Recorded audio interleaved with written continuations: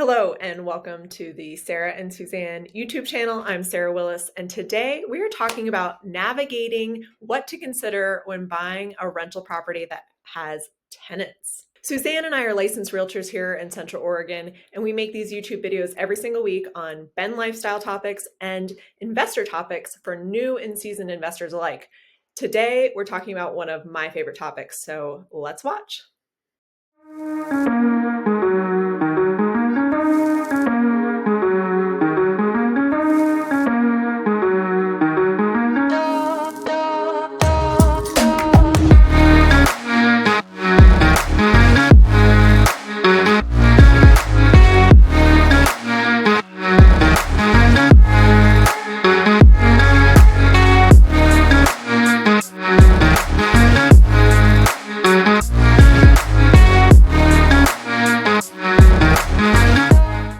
So investing in rental properties can be a lucrative venture for your real estate portfolio. So rentals provide a steady stream of income and potential long-term appreciation depending on where you buy and if you keep up with rents. But the idea of purchasing a property with tenants might seem most appealing to most people, but it comes with its own set of considerations and challenges. And in this video, we're going to talk about what you need to think about when you're buying a rental property with tenants already in place.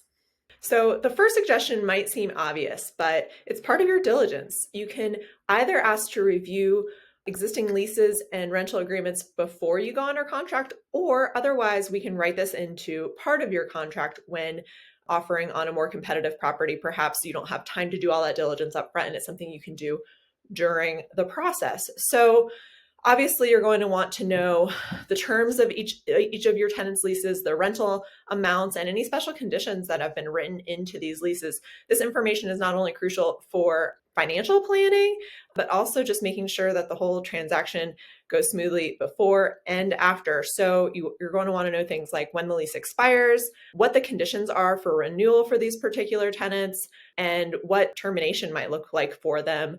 Also, little things in there that are important to think about are late fees for the particular tenants. Are pets allowed? Do they have, specific deposits?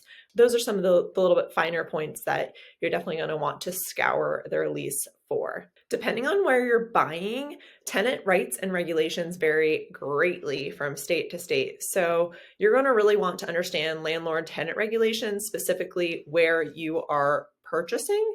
Different areas might have varying rules that make eviction, for example, more difficult in one state to another and favor landlords or tenants. So in this process. So again, if you are a landlord for any, long duration of time or any multiple doors, eviction is something that you're inevitably going to come across at some point or another. Knock on wood. I guess I know some seasoned landlords that haven't, but their strategy is a little different. So again, just to protect yourselves from all fronts, just make sure that you're either using a really good property manager, or if you're a little bit more DIY, like Suzanne and I, again, just really educating yourself on all the potential legal pitfalls. And this really will just make sure you help maintain a positive landlord-tenant relationship from the beginning if you know everyone's rights to tenancy. Number 3, again, some of these things seem obvious, but they're definitely worth pointing out. And communication. Communication is so key when it comes to adopting tenants. So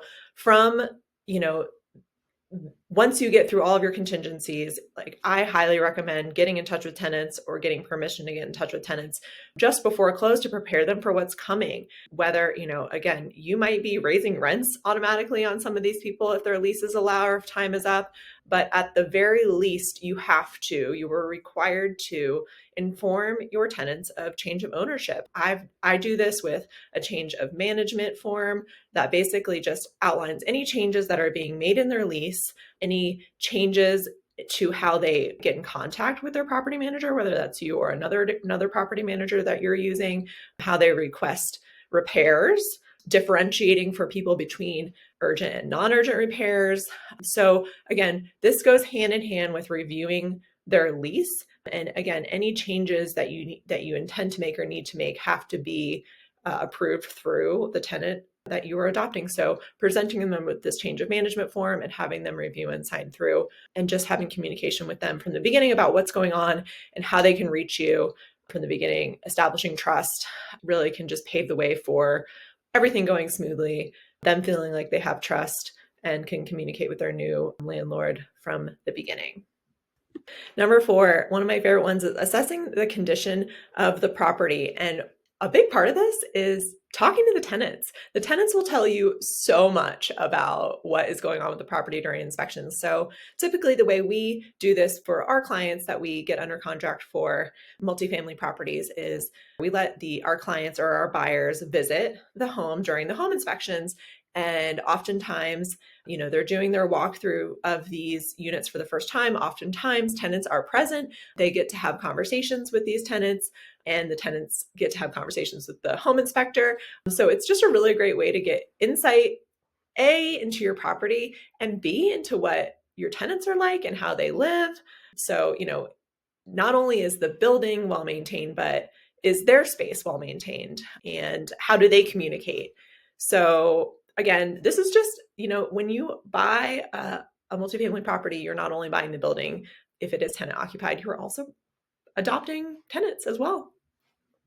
Of course, part of the process is evaluating rental income and expenses. So basically just the deal analysis part of the process. This is something that we recommend typically doing ahead of offering. We can get leases and we know expenses, what landlord paid utilities are, and maintenance costs and taxes and insurance generally, all from the get-go. And comparing that to the income, right? And how much money you're putting down on the property. And this is how we can determine, the financial health of this potential investment. Again, when you're purchasing in Central Oregon, it's a little bit harder to find multifamily properties that the rents have been kept up and align with the purchase price and the down payment in such a way that there is cash flow. But the greatest thing about Central Oregon is you can depend on appreciation. And if you are a thoughtful landlord in terms of, your own financial health, you are planning for small rent increases annually on your tenants in order to keep up with inflation and help the appreciation of your own property. Number 6, we already touched on a little bit with the talking to tenants, but really understanding the tenant relationships and with their prior landlord and their history in general. So having access to their rent rolls. So seeing, how often they've had late payments, missed payments, late fees assessed. Have there been any, significant issues or disputes? You want to ask to see the records of their repair requests. Are they extremely nitpicky and needy tenants? I don't know. That's not something I really want to play into. I consider myself a good landlord. I keep up with regular maintenance. I do things that are asked of me, life safety issues, things like that. But is this person asking for you to repaint their cabinets because they don't like the color? Are they not able to change the batteries on their own smoke alarm? Things like that. Are they able to use a screwdriver and tighten their own, own screw that becomes loose, or are they calling their landlord to do things like that? So again, pros and cons to adopting tenants. So if you get tenants, you may get good ones, you may get bad ones, but these are people that you don't get to choose. So you're going to definitely want to know about their history. You're going to want to ask their property manager or their landlord what their relationship has been like in the past. Consider rent increases and renovations as a pretty crucial part of owning a multifamily property. So a lot of landlords just buy the property and let it go, right? They don't do regular maintenance on things. There's a lot of deferred maintenance we see a lot of deferred maintenance in multifamily properties that are up for sale to the public these days. So part of being a good landlord, as I've said already, is planning for regular rent increases and budgeting for capital expenditures like when fridges break or appliances break, and regular maintenance every year, keeping up with deck stain and HVAC maintenance and, trim paint, replacing the carpet every, 10 years, repainting the interior of apartments so it's fresh for the next tenant when you go from one tenant to the other. So it's important to plan for these things. It's also important to know your rights around, in the event, like whether you have a qualified landlord reason to evict someone in order to do repairs.